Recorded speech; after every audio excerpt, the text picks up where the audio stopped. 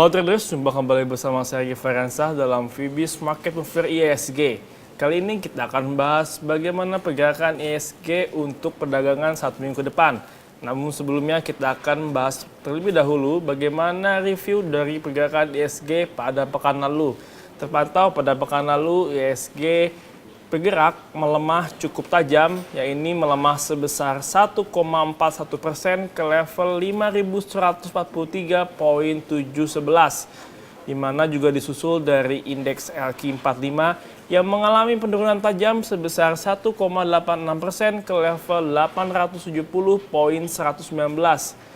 Dan juga indeks IDX 30 juga mengalami pelemahan sebesar 1,84% ke level 443,689.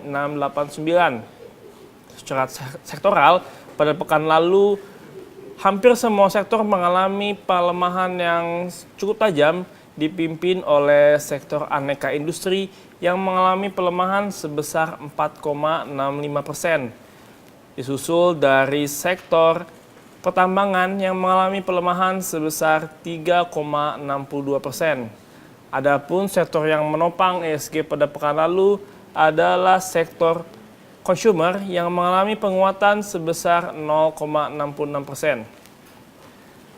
Secara transaksi pada pekan lalu sebanyak 27 triliun diperdagangkan dengan volume sebesar 28,9 triliun.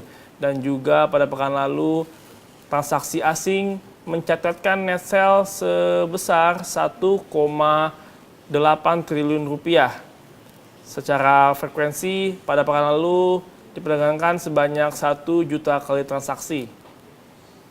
Sementara untuk pekan ini ISG yang pada hari Jumat lalu sedikit mengalami penguatan menyebabkan pergerakan ISG mengalami konsolidasi untuk nantinya akan bergerak cenderung menguat, di mana saat ini para investor juga masih menantikan bagaimana perkembangan dari pembentukan kabinet pemerintahan Indonesia yang baru, di mana adanya sentimen positif dari pembentukan kabinet tersebut mampu menciptakan sentimen dari investor untuk segera memastikan atau dana investasinya ke pasar saham Indonesia. Sementara itu untuk secara rilis data yang akan pengaruhi pergerakan ISG untuk minggu ini dari negara Tiongkok juga akan merilis harga house price index dan juga disusul dari negara Jepang yang akan merilis data neraca perdagangannya. Sementara itu dari Australia adanya rapat dari Bank Sentral Australia disusul dengan adanya Westpac Leading Index, dan juga dari sektor Inggris atau negara Inggris akan dirilisnya data inflasi dan juga data pengangguran. Sementara dari Amerika Serikat akan dirilisnya data Industrial Production Index dan juga data Manufacturing Production yang disusul dengan data Initial Jobless Claim.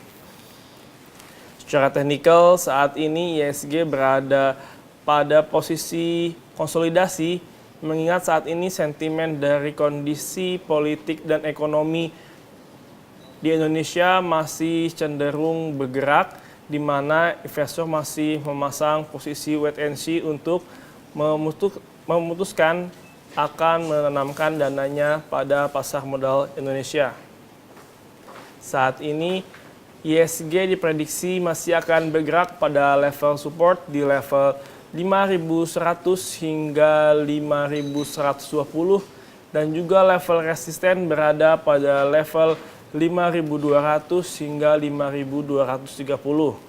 Saat ini diprediksi ISG masih berada pada fase bearish dalam jangka pendek.